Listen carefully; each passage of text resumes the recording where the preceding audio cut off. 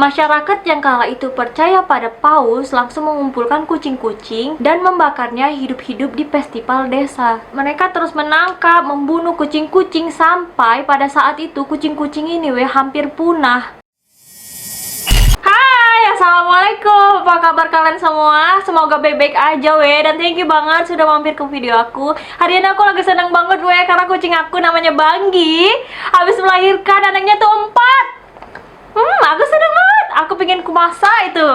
Banyak kali anaknya soalnya. Tapi bercanda sayang. Kayak mana loh setiap melahirkan anaknya 4. Kayak gitu udah 6 kali dia melahirkan 4. Udah kumutasikan pun padahal anak-anak kucing itu sampai ku taruh lah tempat kawanku. Diambil nanti ada orang datang. Cantik kali kucingnya diambil. Tapi kayaknya dia tuh hobi kali dia mengandung ya kan. Soalnya kayak mana kita bilang tiap malam ada aja datang cowoknya ke rumah itu entah siapa-siapa cowoknya aku tengok kalah aku dibuat sama si Banggi kayak gitu. Kayak mana dia nggak hamil aja dia. Udah gak usah kita ceritakan lama-lama si Banggi nih. Nanti satu video nih Banggi semua kalau aku ceritakan tentang si Banggi nih Ngomong-ngomong soal kucing nih dulu di Eropa sana di abad ke-13 kucing ini pernah dianggap sebagai jelmaan dari iblis. Kenapa sih? Padahal dia kan imut banget kan Pernyataan itu dikemukakan oleh paus yang bernama Georgius IX, dimana dia menyatakan bahwa kucing adalah jelmaan dari iblis, terutama kucing hitam Dari situlah orang-orang yang setia sama si paus membantai semua kucing-kucing sampai kucing-kucing ini di abad ke-13 hampir punah Kasian kali ya Apa kucing-kucing ini kena fitnah? Padahal kan lucu sih, kok bisa gitu, kok tega gitu sama kucing. Miris banget gitu loh bacanya. Gak penasaran kalian kenapa kucing ini dianggap sebagai setan? Udah daripada lama-lama kita ceritakan aja nih ya Pada tahun 1233 Masehi, seorang paus bernama Georgius IX pernah memberikan pernyataan konyol di mana dia menyatakan kucing sebagai jelmaan dari iblis, terutama kucing hitam yang dianggap akan membawa nasib buruk apabila tidak dimusnahkan. Paus ini juga meletakkan paku terakhir di peti mati kucing hitam setelah dia menyatakan pernyataan bahwa kucing adalah reinkarnasi dari iblis itu sendiri Jadi dia di situ berpidato lah kayaknya gitu kan. Habis itu dia menunjukkan kalau misalnya kucing ini dikuburkan di peti mati, habis itu dialah yang nutup petinya itu, dialah yang melakukan itu Setelah itu orang-orang ini yang percaya sama si paus ini langsung melakukan apa yang diperintahkan oleh si paus Ya Allah, banyak kak. Masyarakat yang kala itu percaya pada paus langsung mengumpulkan kucing-kucing dan membakarnya hidup-hidup di festival desa. Mereka terus menangkap, membunuh kucing-kucing sampai pada saat itu kucing-kucing ini hampir punah. Karena saking banyaknya lah yang dibunuh sama orang itu. Tapi nggak tahu lagi jumlahnya berapa pastinya. Hanya untuk membuktikan kesetiaan mereka kepada si paus tersebut. Gila 3 kali. Apa nggak ada rasa kekucingan orang itu? Kalau kita kan kemanusiaan. Kucingan juga ada lah rasa kekucingan, ya kan? Kok ngawur? Gak boleh ketawa. Situasi ini yang menyebabkan pada abad ke-14, kucing-kucing hampir punah di beberapa bagian di Eropa. Pembantaian terhadap kucing mungkin menjadi salah satu kesalahan terbesar yang pernah dilakukan oleh orang-orang pada saat itu. Karena mereka secara tidak langsung membunuh predator alami para tikus. Itu sebabnya populasi tikus-tikus di sana tidak terkendali. Karena udah nggak ada lagi kucing-kucing Kalau nggak ada kucing, siapa yang makan tikus? Nggak mungkin bawa tukang bakso yang makan tikus. Fitnah aja kau. Sekedar info aja ya seekor tikus betina dalam 1 tahun bisa menghasilkan 1000 lebih anak-anak tikus. Bayangin aja satu tikus bisa menghasilkan ribuan anak-anak tikus. Kalau nggak dibantai kayak mana? Makanya membludak lah pada saat itu populasi tikus ini. Dari situlah mereka ini nggak menyadari mereka telah mengundang sebuah pandemik mengerikan yang akan merenggut jutaan jiwa manusia. Pada awal-awal pembantaian orang-orang ini merasa nyaman lah, merasa lega karena telah membunuh jelmaan dari iblis tadi kan. Tapi beberapa waktu kemudian penyakit aneh pun mulai muncul di antara mereka, dimana orang yang terkena penyakit tersebut kulitnya berubah menjadi warna hitam, terutama di bagian tangan, kaki, dan ujung hidungnya. Udah kayak bear dia.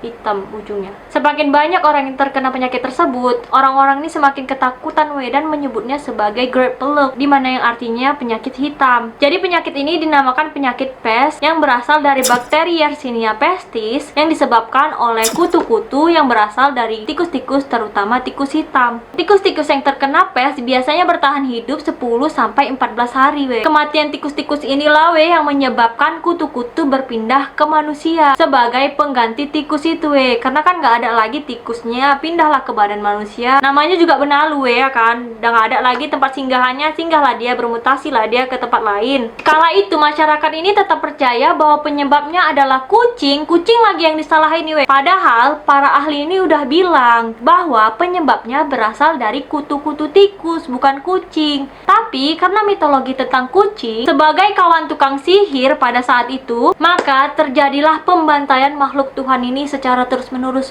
Penularan penyakit ini pun cukup sederhana hanya dengan menyentuh pakaian orang yang terkena virus tersebut. Mulanya kutu tikus ini akan menempel di baju, habis itu berkembanglah Makanya dulu ada karantina juga, tapi karantinanya mandiri. Jadi dulu itu para dokter akan mengunjungi rumah-rumah dan memeriksa bagi orang yang terkena penyakit, akan dikarantina di rumahnya dan diberi tanda merah di depan pintu rumahnya untuk menandakan bahwa orang yang ada di rumah itu lagi dikarantina. Yang lebih mengerikannya lagi seseorang yang ditemukan sehat pada pagi hari, di malam harinya dia akan ditemukan tidak bernyawa di dalam kamarnya.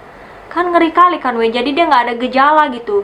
Sama juga kayak virus corona ini, ada gejala dan ada yang tanpa gejala. Karena minimnya pengetahuan masyarakat pada saat itu, mereka percaya bahwa penyakit ini adalah kutukan dari Tuhan. Dan mereka percaya kalau ingin sembuh dari penyakit ini, mereka harus membunuh orang-orang minoritas yang ada di Eropa sana, yaitu orang Yahudi, birawati, pengemis, dan pengidap lepra. Tetangganya sendiri pun mau dibunuh kalau misalnya mereka itu termasuk kaum minoritas. Dan mereka percaya bahwa dari darah-darah orang-orang yang dibunuh mereka ini dianggap suci dan bisa menghapuskan dosa-dosa mereka Gara-gara penyakit ini orang yang sembuh pun bisa dibunuh sama mereka. Jadi banyak banget pertumpahan darah pada saat itu Wabah penyakit ini pun muncul melalui 3 varian penularan. Yang paling umum merupakan varian PERS yang berasal dari pembengkakan kelenjar getah bening atau buboh yang muncul di leher korban, di paha, dan di ketiak.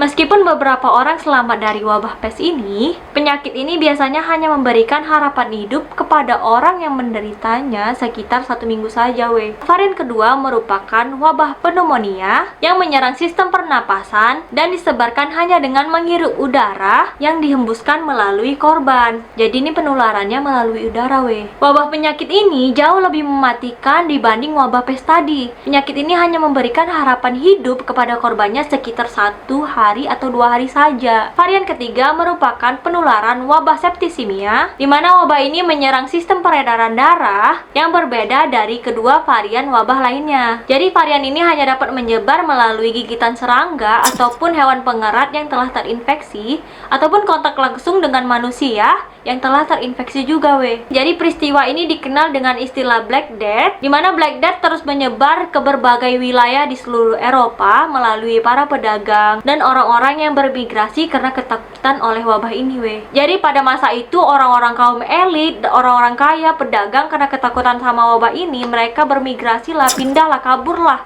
dari kota ini ke Asia. Tapi mereka nggak sadar kalau tikus-tikus ini ikut bersama mereka dalam kapal. Jadi sampailah itu wabah ini menyebar ke Asia juga, sampai ke Indonesia Biar tahu aja, saking dahsyatnya lah wabah saat itu. Wabah pun terus meluas mengikuti pola rute perdagangan sebelumnya di Asia dan 2 lokasi pelabuhan lainnya di seluruh Eropa dan jauh di Afrika Utara sana. Mengikuti pola rute perdagangan di Asia dan 2 lokasi pelabuhan lainnya di seluruh Eropa Namun beberapa ilmuwan berpendapat bahwa kutu manusialah yang menjadi penyebab sebenarnya di balik wabah ini. Tapi pada umumnya masyarakat ini percaya bahwa kutu-kutu tikuslah penyebab dari penyakit ini. The Black Death ini biasanya dilambangkan dengan orang yang memakai jubah hitam dan memakai topeng berbentuk paruh burung Sebenarnya ini adalah pakaian dari para dokter pada masa itu kalau kayak kita di sini APD lah gitu ya kan. Jadi mereka itu menggunakan jubah yang terbuat dari kulit supaya kutu-kutu ini nggak langsung menembus ke kulit mereka. Jadi di sini dokter-dokter merawat, juga mengubur, mengotopsi, dan juga mencari cara untuk menyembuhkan wabah ini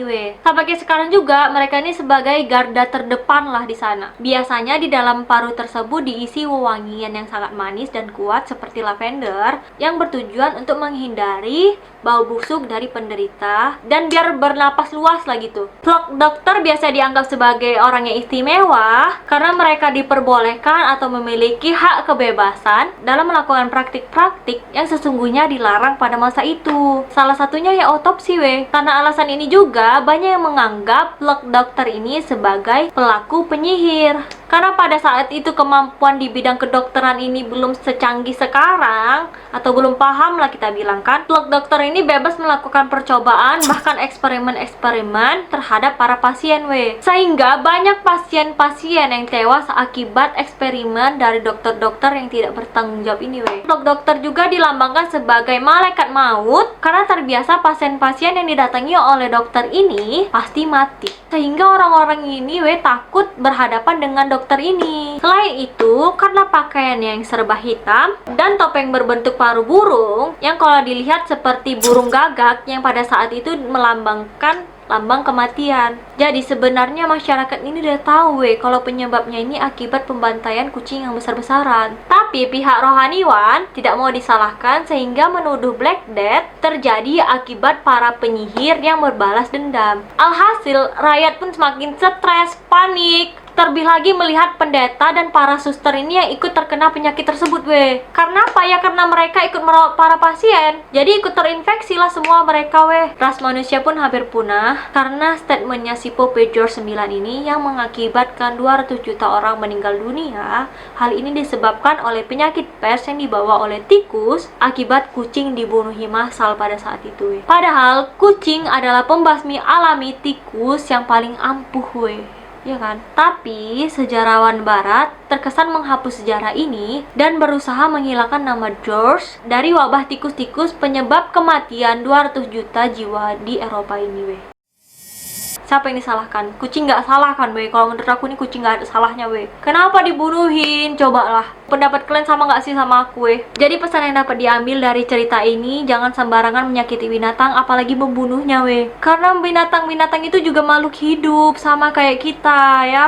Oke lah, sampai situ aja cerita hari ini. Kalau kalian suka sama video aku, boleh di like. Kalau kalian rasa cocok sama channel aku, boleh di subscribe.